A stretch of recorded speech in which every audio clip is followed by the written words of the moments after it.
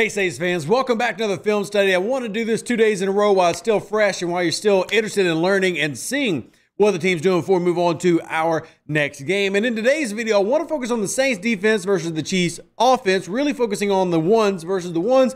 And you have a couple of guys who really stand out, hence the title of this stream. Pete Werner is going to really pop out on tape quite a bit, as well as Khalen Saunders, but there's really good play amongst multiple levels. But at the very last play of this video, I'm also going to throw in a big negative and how they can improve, and we'll go over a couple of negatives in the content as well. Because remember, we're not here to make highlight videos. We're here to get evaluation. The only way to do that is do it honestly and objectively, which calls out the good and the bad. Do want to remind you that, remember, simple plays that we pull out in these little 15-minute videos are not enough for a full evaluation. It's not a full scouting report on an individual player, but hopefully gives you a little bit of what you need to see he's moving in the right direction, wrong direction, or if an individual player is shining or getting a little bit dull on their star. So let's go ahead and roll through it. Appreciate all of y'all. And yeah, tape time. So our first play is actually one of the first in the game, and I actually really like this. And we're going to be talking about Khalen Saunders a lot, and he is the one tech that New Orleans brought in from Kansas City. Now, before anybody starts to accuse me of getting hype on a guy because of a preseason game, if you caught my film study from a few months ago, I was actually really intrigued by the signing and thought that it could be really beneficial in changing the biggest issue this team had last year. Yes, turnovers were a big deal, but also stopping the run. And I think that he's going to be an immediate boost to that. I'm going to let this first play go by itself and let you just see it visually with your own eyes. And then you'll be like, wow, maybe I do see what Rev sees. It's easy on a play like that. But don't worry, we're going to stop it, slow it down, and talk about it bit by bit. Now, several things to kind of note here. One, this team ended up playing a lot of base defense in preseason week one. Very curious to see if that translates. For those unfamiliar with that, a base defense that we're familiar with is a 4-3, as in 4 D linemen and 3 linebackers. Why is this important? Because New Orleans, over the past few years under Dennis Allen, have historically run a nickel defense as their base, not a 3 linebacker set. Nickel being 2 linebackers. There's something to pay attention to as you're looking this preseason. Are they changing kind of the format they are to a more traditional set? A lot of offenses are going bigger running backs, bigger blockers. To counter that, you would usually use a linebacker versus a DB. We'll have to wait and see. But until we get to that, let's talk about Saunders, who is your 1-tech/2-eye, depending on the play. And this is extremely impressive. You're looking for a few things here. You're going to see short area quickness, power, gap integrity, leverage, just about anything. The big thing is shoots to the inside to get the offensive lineman to commit. And you can tell the guard commits. Look at his hips, look at his hands, look at his eyes, look at his footwork, foot turned in. Little things like that matter. That little bit of that hezzy inside. Shows a little hezzy and then bolts to the outside is how he captures this gap completely. But he doesn't just stop there. He's already got the right guard out of position. What is the next step there? Well, we got to lock down the gap. It's not just about penetrating. If you're a 1-tech, 2-eye, whatever they want to align you up as, generally you're a 1-gap defender and your job is to control. Not even to put up big stats. Not even to make the tackle. Control the line of scrimmage and dictate where the play has to go. So what does he do here? Gets his big old paw, shoves it in the chest, and gets the guard off balance, takes the gap completely. Now you are all alone in no man's land, and you're reading the screen. Now Cam got a little bit upfield right here. So here's Cam Jordan, a little bit upfield. Cam's going to do a good job of redirecting back. You've got Honey Badger, who's reading the screen immediately, and then you've got a free runner back here with our man Khalen Saunders, who did a fantastic job. So one, Honey Badger does a great job. People are like, well, he's overextended. No, Honey Badger does this intentionally. You want to force the play back inside. You don't want to let them capture the edge. So it's a great job there. Cam is redirecting a little bit too upfield, but that's okay. He was trying to rush the passer, anticipating that rep. Saunders has blocked this, and now we've got Pete Werner beaming down. No matter what, we've got the guys to make this into a short gain, if anything, and that's what you end up getting right here. This play starts at, right at what, the 19-yard line, and as they release, or I'm sorry, right at the 24-yard line, and they're going to get to about the 26. So a 2-yard gain, not exactly big deal. And little things, all these little techniques we're talking about, this is the foundation of a very sound, fundamentally good team. Hopefully that continues into preseason week 2 and into the regular season. But little signs like you're seeing from Khalen Saunders, Honey Badger, and Pete Werner, woo, man, it was crazy. This game didn't even have Demario Davis in it. All right, so we're going to take a look at another run play. This is going to be an outside zone run by Kansas City. For those that follow my content, we talk about zone runs quite a bit. It's going to be another great example of Saunders maintaining his gap integrity, not allowing the gaps that you really want to set up to open up, and great fundamental play by this team. So first thing you'll see Saunders, look at where his head's at. He's flowing with the line, but also positioning and leverage is important. We want to talk about that. You'll hear people when they scout and when they're evaluating and trying to explain things, they'll talk about half-man relationship and all these things. End of the day, simple things. One, when you're combating that outside zone and you're wanting to maintain your gap is fluid, as in your gap is moving. So if you had the A gap here, but you're moving everything with outside zone, well, your gap is moving, and you got to maintain where your gap is. You got to follow that gap. But at the same time, the offensive lineman's job is, if you remember the last film study we did on the Saints offense, you want to get to your helmet across. Well, great job here by Saunders preventing that. He's got a good one-arm stab right into that chest plate of the guard, and his head is on the right side, literally and figuratively here. So he's doing a good job to maintain. Cam is breaking through. We talked about just on that last play, you want to contain the edge. If you're the EMOLS, in man on the line of scrimmage, you have certain responsibilities in that outside gap.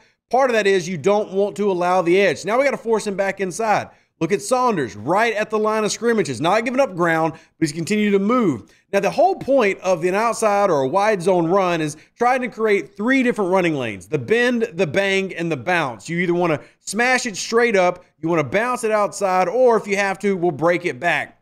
The only route that's kind of open by the time he gets here is that back route, but he's kind of committed a little bit too far now. If you talk about the two front lanes, well, we've closed off this, and then we've got a very good linebacker closing off the gap, and what you end up getting is a combined tackle by Cameron Jordan and Pete Werner, because they do their job really well. But more importantly, your interior DT, your nose tackle, does a great job to form this, and he'll never get a spotlight on the stat line for what he does on this type of play. But he makes it happen, because without him dominating that A gap, the running back has more room to maneuver, more ways to work, and gets two choices of lanes to run through that don't exist because of his initial play. Watch it one more time. Also give credit to guys on the backside and guys who are flowing through. Love what you see from Pete Werner, by the way. You're going to see him slip blocks at the second level like an absolute pro.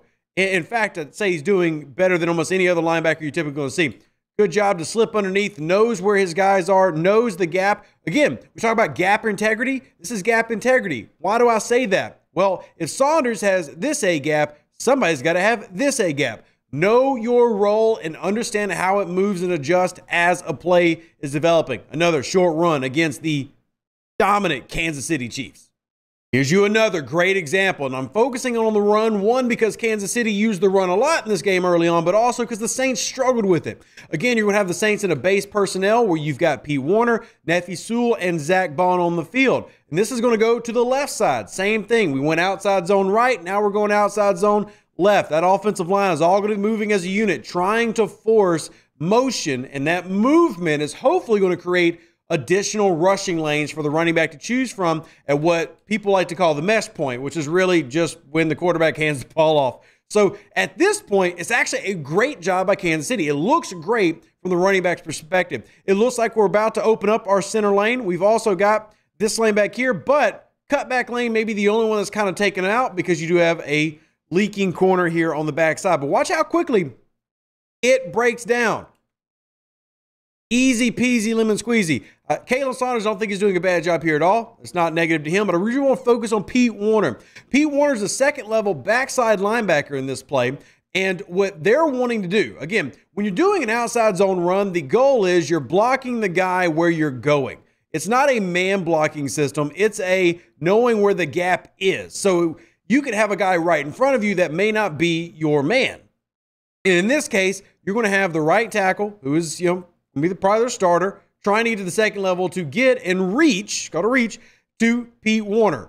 And look at Pete do this just so deftly. And when it comes to player evaluation, one thing we talk about is play speed. And how do you properly show play speed? This is a great example of Pete Werner having insanely good play speed. Because people when I posted this on Twitter were like, well, it's a bad angle by the right tackle. It's not a bad angle at all. It's just Pete Werner is great. And what he does is so simple. He uses that play speed. He gets that step in front of with his own good angle. But look at this quick shoulder dip. It's nothing crazy. It's a little dip to go right underneath that tackle. Linebackers, you're not big enough and strong enough usually to take on these guys to stack and shed. If you can't stack and shed, like you're not a 6'4", 255-pound guy who maybe feels confident taking on a 300-pound lineman, then you will try to escape him. You want to slip underneath that block instead of trying to stack him and shed him. That's what you have here. Good angle by the right tackle, just bloop, right underneath. That shoulder just dips right under real quick and then fills the hole. And the reason that you see this as a great play speed moment is, one, Pete Werner is working from the backside of this play. Two, he's meeting in the gap where the linebacker is at the same time, even though he's working from behind and doesn't even know where this play is designed to go from its initial launch angles and launch points. So this is a fantastic play by Pete to come in and fill the gap and end up making a fantastic play. Does he finish the tackle? No. And some people might knock him for that. Yeah, I actually want him to clean out the tackling. But what it is impressing me by this play is when he gets there, it's gang tackle time. Khalen Saunders has shed his block in that A-gap. Backside players are coming. We're gang tackling. We're going to make this happen and come down. Beautiful play by New Orleans. Great team football and great individual effort by Pete Werner. All right, so this one is a pass rush here on third down, and this is also a very obvious pass rush because we're playing 2-3 techs and we're playing out wide. So we've got both our defensive tackles lined up on the outside shoulders of the guards, your 3-tech alignment, and you've got these wide nines out here where you're just obviously going for the pass rush. So one thing you have to worry about with a quarterback like Mahomes, he's going to pass first, but he can also move and scramble. So you better get to your points, get to there quickly. I will say the right tackle has a bit of a false start there, but it's okay, no real big deal. And then you're going to have a scramble because you can't get to him. You know, Brian Breezy's not able to shed his block quick enough as he goes really into that right side trying to go with that rip hook, which is fine, no real issue there, but ends up providing a moment to scramble where you're hoping a linebacker can try to clean that up. And I really just showed this to show that we need to make sure in terms of what you're looking for with the team, whether it's Nate Shepard with a double swipe, whether it's Breezy trying to rip through, you've got to make sure that you're working and winning somewhere. In this particular instance, nobody wins individually. You kind of want to look for that. I don't mind the double swipe and then going into the forklift here by Shepard. It actually shows, hey, good knowledge of technique, and I'll show it real quick. So watch. First, going to double swipe the hands for Shepard here at 93. So double swipe. Love it. I actually have no problem with that, but where are we getting with that move? Are you actually showing me something besides just really good hand usage? Because now I want to see you blow through. And then, great job by the left guard to redirect. He recaptures positioning, redrops into his anchor, and no real movement there. Same thing with Carl Granderson, and Breezy's not able to rip through. So I just kind of need somebody to consistently win. I don't mind the double swipe. I really like this right here. This is, we kind of talk about the forklift. We're grabbing that arm, and we're going to drive it up, right? Drive it up. Bam. Try to get rid of him. It's a really good job by the left guard to continually counter what is being presented to him. So shout out to Kansas City. That's some good O-line play. But you also can't just leave that there. I understand that you have multiple 3-techs. You're rushing up the middle, but you got to be careful. On a third and long, you give a little bit more leeway for these type of plays, but you still don't want to risk giving up a first down. And if it hadn't been for Mahomes starting his slide where he did, this would have been a first down. But instead, it results in a 4th down that we're going to look at here in just a second because he starts right there, so he goes a little bit short. Now, I will give KC credit for trying to be, fancy in a preseason game. I really do like that. We got the tight end going to take the snap here, but absolutely fantastic job. One, by that one tech I've been bragging about all game long. Saunders right up there. It's actually lined up as a 0 here. True nose, old school. And we're going to collapse the A-gap with 3 guys. We're going to pierce inside. And then you've got the Warner and Bone combo in the backfield. Goes nowhere, stops it. Absolutely beautiful 4th down play. And what I love about this isn't just a great play that happens, where we've got the 3s versus the 3s. This is one-on-one. And I get excited about that because I respect Kansas City. Even in a preseason, I respect them for what they are and the talent that they have. So to be able to do something like this is a great run. We want to see more stuff like this. You're going to see everybody kind of crashing down. Great job by Cam. Great job by Saunders. Good job by Sewell to tie up that. And then great job on the backside locking these guys down. Absolutely beautiful, beautiful play. All right, so after that, we end up in this situation. The next drive for KC, you're going to see the Saints drop into this Tampa 2 as they defend the short. I really like this play. If you're going to give up a first down play that's a positive play inside their own 10, make it a short play. And that's what you do here. Number one, I'm going to show you the other angle. You're only giving up 3 yards here, 2 yards here, and love what I see from Cameron Jordan. See a little bit of that positive pass rush, getting a hand in the face. Now, Mahomes is out of the play at this point. He's left the game, so we've got your first backup. But you still have a lot of the starters for KC. You got Cam going against 74 still. Great job there to get inside. Look at it. Just got him on the back heels, pushes him back, and gets a hand right in that passing lane. And I'm not saying that pass could have come out crisp or anything. I'm simply saying it's good to see Cam with that level of violence and explosion right there. Only one getting close, and that could be something to worry about if you're a Saints fan trying to see if this team's going to be successful at that next level. But still, good to see really like that play from Cam. And again, you'll give up these short plays. He's going to get to the 9 or 10 yard line on a first down. Yeah, we'll take that inside the 10 all day long and twice on Sunday. Another pass defense rep here for New Orleans. I like this one because I'm surprised at how much we saw of trying to kind of confuse teams with this first preseason game. You usually see a lot of vanilla, and I'm not saying that Dennis Allen came in too crazy with the game plan, but we see a lot of 2 high looks and single high looks that will rotate pre-snap to post-snap. You didn't used to always see a lot of that in preseason games, but with there only being 3, maybe trying to get more valuable reps in for those ones. Now, you're going to have a couple of cool plays here. You're going to have 2 linebackers in Warner and Sewell who are sugaring the A-gap. They're both hook defenders. A hook defender simply says that in Warner's case, he's going to cover this running back. If the running back rolls out, they're going to cover him. If the running back stays in, it can turn into either a green dog blitz or he can cover the hole. On the opposite side there, exactly what Sewell has. He has nobody. He's just going to drop back in the hole in pass defense. You're going to have a man coverage role for the inside guy here who's got that short split between May and that slot, and then you're just going to have your single high. So there's your basic idea of what the single high coverage looks like, but obviously pre-snap is a different look, right? It's actually a kind of a cover 2 zone type of pre-snap look where you expect both guys to drop back into a short zone. Maybe this guy drops into the short zone. We're going to have our pass rushers coming through here, short zone, zone, zone. So it kind of looks like a cover 2 with a little bit of that pressure look up the middle. But here's what it actually ends up being. Love this play, and specifically how May reacts against this short split. Now, this is designed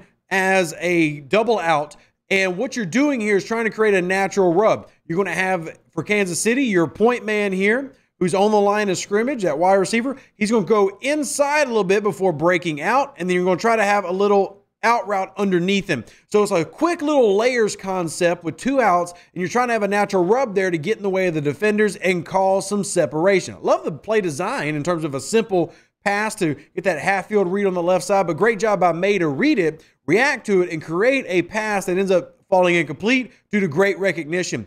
Look how he plays the hip. Look how he reacts and is able to get around and uses his short area quickness as his advantage against a receiver who has better size, length, and can body him out. Instead of letting him do that, he uses his quickness to his advantage and creates a great pass breakup. And it's great coverage across the board, by the way. Locked out, locked out, locked out, locked out, and Warner's got the flats covered. So, again, good fundamental football that you're seeing from the Saints in this preseason game. Another pass play. This is where we got a lot of the 2s in now for both New Orleans and for Kansas City. And I feel kind of bad because I've given a lot of positives. Honestly, the 1s had almost nothing but positives in their tape. But granted, you're talking about a drive and a half. So don't go sit there and say the Saints are the best defense in the NFL. Definitely things they can improve on. But in terms of how they came out against Kansas City, look good. I wanted to include this one because one of my favorite things that I love to see from the defensive line when it's run effectively is the twist and stunt game. In this case, we're talking about a tackle to end stunt. Tackle being, you're going to get the tackle to drive up, and you'll get the end to loop around. Now, a little bit different here with the loop around. Peyton Turner uses a spin move to create the separation and get a great QB hit that ends up resulting in the short dump off falling incomplete because the pass is not super accurate, and a great job by the DB to break it up. So as you can see, we're going to have Malcolm Roach drive straight up. His goal is to bring out and move out of the way the tackle. Does a great job there attacking that outside. And then you see Peyton Turner's going to do a good job attacking that inside of the guard, and he wants to get his momentum moving to the inside so that when his attack and his spin move launches, bam, that's exactly what you get. Beautiful job by Peyton Turner here. He had some really nice reps in this game. Not enough to where I think anybody's super confident yet in him being the starter, but certainly a better type of a rep than you've seen him in some of like last year's tape, and where either he's not been healthy or whatever. Third year's got to be a big year for him, and I really like this rep. Great spin move, great stunt here, getting him some space. He does work best attacking inside, very similar to Davenport. Needs to work on the actual domination on the outside, but that's a great rep, great spin move, great QB hit, great all around. Again, it's a really good rep for the team as a whole. And now, before anybody thinks I'm just sitting there hyping up the Saints defense and talking nothing but positives, let's look at it a big negative. And the reason I call it a big negative is we're talking about it happening between two premier players on this team. Number 21, y'all should recognize Mr. Roby, and number 1, you should recognize Mr. Taylor. Neither one of them should miss this play. And what's going to end up happening is a scissors concept at the goal line. The basic idea is we're going to have this guy go this way and that guy go that way. Creates a natural rub. And if you're in man coverage, especially in a short area, what you have to do is pass off your defender, or in this case, you pass off your receiver. So that means that you are doing this, but now you need to do this, and they don't do this. I'll let you watch the play, and then we'll kind of break it down and talk about exactly why it's a breakdown. So you got the motion there. The motion does kind of give you a little bit of an idea of that we're going to throw this pass to the left because we're citing man coverage. How are we citing man coverage? Well, when the running back moves, we see the movement, and that movement is generally not a shift for zone coverage. Even if that's not a complete sell, it's still the quarterback's job to read the coverage on the outside. If he deduces man, he knows he's got the advantage here instead of if there's an option. Now, New Orleans would run these type of plays where it looks like there's a actual run option, and there never was. Kansas City, I actually would bet that this does have an actual run option. But seeing man coverage on the outside, it's pretty clear what you need to do. Either way, he's got a TD because New Orleans does not play this well either way. You could actually have just thrown the quick slant right there at the goal line, or you can hit the corner because they did this a little different than what I've seen other teams do this. A lot of times what you see is the corner guy go underneath instead of over the top. So this time the corner goes over the top with the short slant coming underneath it. I've seen this run the opposite way where you run this underneath with the slant, and then the slant would either get hit there or the corner in the back. Either way, you kind of have the same type of issue where as a defender, you've got to pass off your receiver. So right here, when you see this breaking in, if you are on the outside, you see your guy breaking in, you know that we've got to pass this on. This guy needs to sit the line and carry the next guy. And this guy moving up, you've got to then backtrack and catch him. You've got to switch up on these. And this is an issue for me because we're talking about veteran players in this defense. You can't have two guys standing there going, what the heck, and two guys who can catch a touchdown pass. So this is a negative, not to say that the Saints defense is trash, none of that, but this wasn't a game of pure perfection. There's definitely some communication issues, definitely some fundamentals that still can get better, which is a good sign, because if you think you got it all figured out preseason week 1, I can guarantee you're going to get your tail whooped when the regular season comes around. But besides that, man, there's some great tape in this game, and I really enjoyed watching it from the defensive front. Now, I'll go ahead and be honest, the second half defense is not near as pretty, and it does bring up some concerns when it comes to the depth of this team, but we can cover that in maybe a later video either this week or next week, and we'll see how the team looks as they take on their second game here pretty soon. Yeah, there we go. So besides the Bradley Roby, Alontae Taylor mix-up here at the end, basically what I told you was a lot of positive reps. But I don't want it to seem like I'm trying to just sell a positive paradigm here. I do think there's things that the Saints have to show and improve on. We did not see a ton of effective pass rush opposite Cameron Jordan. We didn't see great communication in the backfield at all times. So there was definitely more good plays than bad. There's still questions about, will Alontae Taylor be able to play the slot? Who plays that second corner? And will this team actually have an effective nickel answer throughout the year? Or are they looking to play more base? There's still plenty of questions and plenty of reasons to not completely buy in that this team has got it, they've made it, and they're ready to be the best defense in the NFL. But I will say that I'll leave this looking at guys like Pete Warner, looking at guys like Khalen Saunders, looking at veterans like Cameron Jordan, Marshawn Lattimore, who I didn't even bring up in today, but if you go back and even look at him in the clips he's in, perfection. You know, There's a lot of great things to get excited about. And the biggest thing for me is honestly, as good as this thing looked, ones versus ones, that was without arguably the Saints' best defensive player in Demario Davis. So hopefully more good is to come. Hopefully you enjoyed this video. If you did, couple little things that I asked. One, like the video. It's pretty easy. Smash the like button and subscribe. That's kind of all you got to do. But also, if you enjoyed the film study, share it out with your friends, other Hoodats, and comment, because that actually helps out the channel a great deal. Believe it or not, YouTube tracks 3 things: your watch, your like, and your comment, and all of it helps out. And if you want to help out the channel so that more of this type of stuff can happen, check out the links in the description if you want to tip the channel or if you want to help us monthly and join the Discord to be more a part of all these Hoodat conversations. Love y'all. Hoodat, God bless. Catch you on the next one.